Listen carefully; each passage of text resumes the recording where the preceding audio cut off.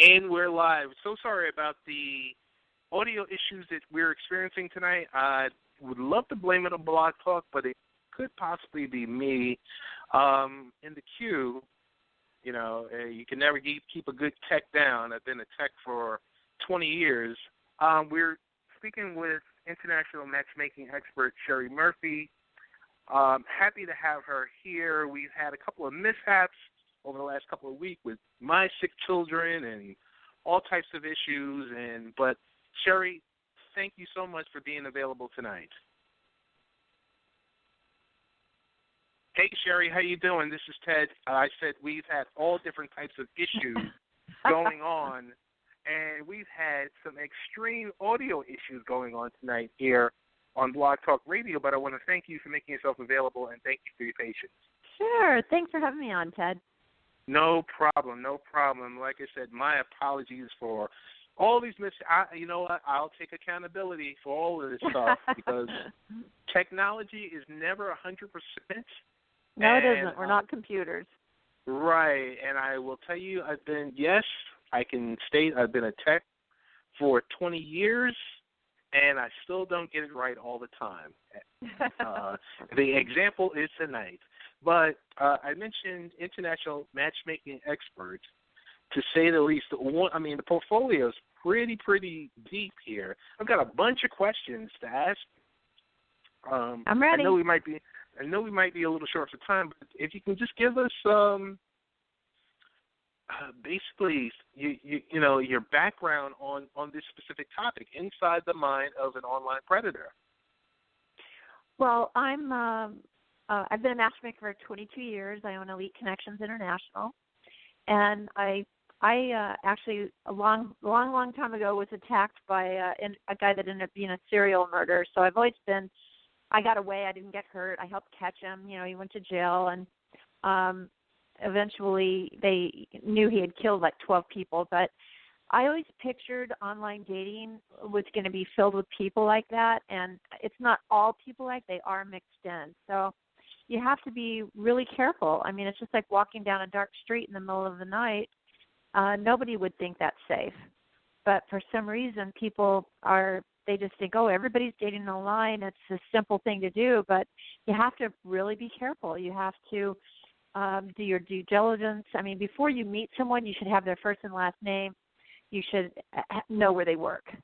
You should know what area they live. So you can take a person's name and Google it and find out a lot of information that way. But just because they give you that information doesn't mean that that's who the person really is. So you have to, meet them in a very safe place.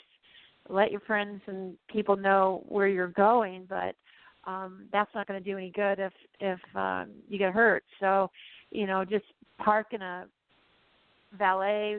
Be always aware of your surroundings and don't leave your drink at the table. That kind of stuff. You have to be really careful. Goes for men too. Gotcha. I was just going to say, what are some red flags that would mean suspicious activity is present? Well, they say a detective wrote a book about this first serial murderer that he caught that got all his victims from online dating. And he just said, that at that point, 70% of the people online were married. So you want to just be aware that if someone is taking way too long to meet you and they're going back and forth with the emails, and then you finally get a phone number and they call you and they still haven't made a time to meet, they're putting it off because there's a reason. They're probably in a relationship, or that means they're going to have a hard time getting together. They got to be really careful about what they're doing. So that is definitely a red flag when people take way too long to meet. I will say this, Sherrie. I know last month, about 3 weeks ago, I read the story about Ingrid Lynn and about her slaying and being dismembered. I believe she was located somewhere in the Pacific Northwest, and you get to a point where some of these dating sites, per se, myself, I didn't meet my wife through a dating site, but you hear it that it's like just nowadays it's the norm. So, right. I mean, Everybody's used to it. Yeah. So, And when it's the normal, like you're saying, when it's the normal, then people let their guard down. I like to believe so, because I read that story because I read, so I'm located in New York, and so I read the New York Daily, and it popped up on the cover, and I said, oh my goodness. And you kind of sit there and think the checks and balances are in place, but I guess it's to a certain degree. I mean, tell us, how is your company Elite Connections made the online dating experience safe from these type of attacks? Well, we don't. It's not online dating through us. We have a group of people who either have tried that and didn't like it, or just don't want to try it, or maybe they want to keep their lives more private, or they're just safety conscious. Whatever reasons, they come to us and they pay us the amount of money for a membership, and then we screen everybody ourselves. So, we in 22 years we've never really had a problem. It's people aren't going to take the time to come meet somebody face to face in their office if they're looking to kill people. It's just not. They're online. They're just hiding. That's easy. So right. We take that aspect out of it. It's just a safe way of meeting quality people. Really, it's different. It's a different way. I've got to ask you a no-brainer question. I mean, I think I kind of know, but why is internet dating such a popular activity? I mean, well, not long ago, before the internet, everybody was doing personal ads. So it's just basically the same thing, only it's online. So before you would get, the personal ads, they'd get a magazine or a newspaper, and in the back of that there would be these ads, and sometimes they'd have pictures, and I thought that was bizarre myself, but people did it. And the internet is just, it's a more fast-paced, quicker way. People can meet, I've heard people meeting 2 or 3 people in a day, 4 people in a day, and it's just a fast way to meet a lot of different people. And I'm not sure if you answered this question, but I was going to say, how has Elite Connections been able to help people find the perfect match without the fear of online predators?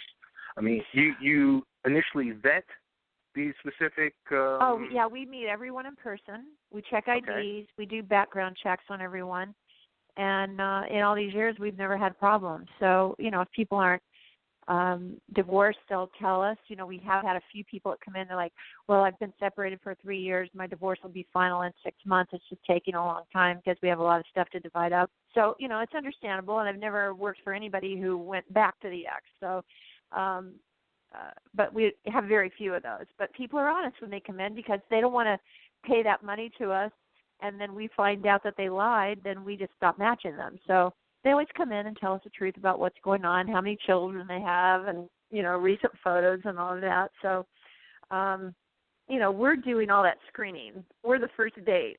So I've had some clients who dated online, and they've hired me to, sift through all the people and meet some of the, women or men that they thought would look like they were good. And, I'd meet maybe 10 people that they thought were interesting, and one of them ended up being a match. So that's a lot of people running around. That's a lot of running around for the client to do to meet those 10 people. And the dinners are expensive and all of that too. So, we kind of are the first date. We meet them and then decide who our client should meet. So it takes a lot of that work out for them. I was just going to ask you, the question is, my next to last question was going to be, how does the world of matchmaking actually work? Well, you know what? I joined the Matchmaker 22 years ago, and I thought I'm going to be alone forever if I don't try something different. My friends were dating on the personals. They'd go to bars and meet people. It just wasn't my thing. So I didn't want to date anybody I worked with. I didn't want to date anybody at my tennis club. So I thought I'm going to be alone forever. I just never went out. So a matchmaker called me. I drove down and met with her and signed up. And my future husband ended up being my first date, but I knew at the date, I thought he was the nicest person I ever met. I really liked him.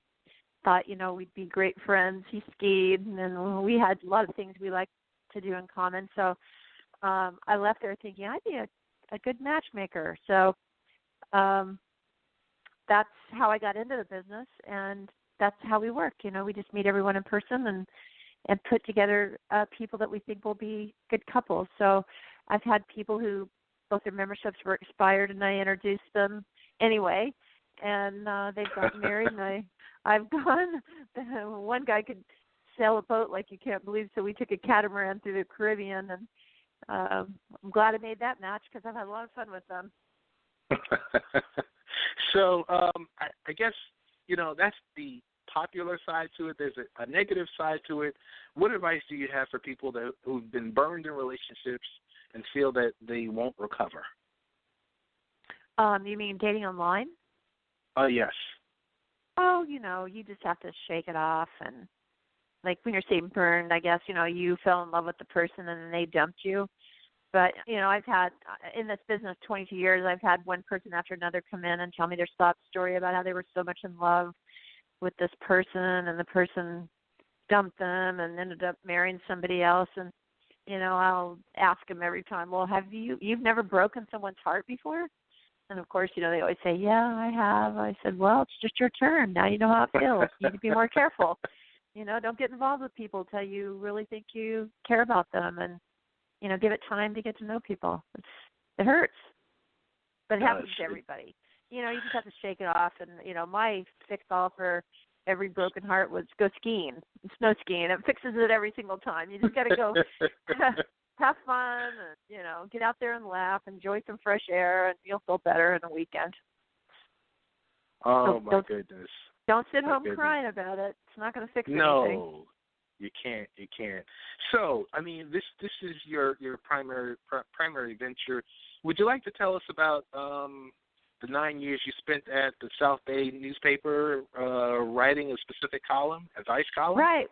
We worked at the Beach Reporter and wrote Matters of the Heart dating column. And so people would give us their dilemmas and problems with dating, and we'd answer that. And a lot of times the people loved our advice, and they'd come in and join with us. But, yeah, we did that for 9 years.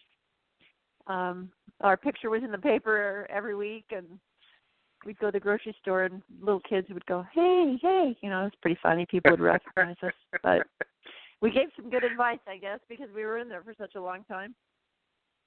Sherry, when you're not being the international matchmaking expert, what do you spend your time doing? You know what? I have a family. So the other day I took my grandson out riding a skateboard. And I got ejected off into the street, so I'm not as good as I used to be, but it's still fun. I like to snow ski. I play tennis, and, I work a lot, but I like to have fun, too. I'll go to happy hour tonight with my matchmaker here in Orange County, and I'm sure we're going to have a good time. So you can't work all the time, right? That's true. That is true. Oh, my goodness. Sherry, if you could just tell us best ways to get in contact with you, best ways to find your dating site, and best ways to find you, or per se, not find you, but find more about your company on social media. Yeah, we have clients worldwide. So we've got offices in Miami, New York, and all over Southern California. But we have, Las Vegas, all different areas where we have matchmakers and offices. So I've got a client in Thailand that I introduced that got married. So you can reach us at 800-923-4200, or any place on our website will come to me, Elite Connections. Sherry, want to give you a round of applause?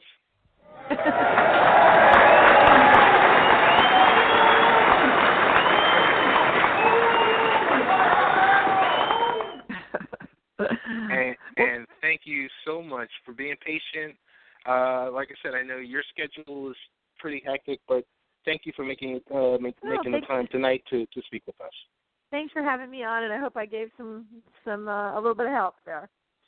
I believe you did. Thanks again. All right. Bye-bye. Bye-bye. And that was Sherrie Murphy, International Matchmaking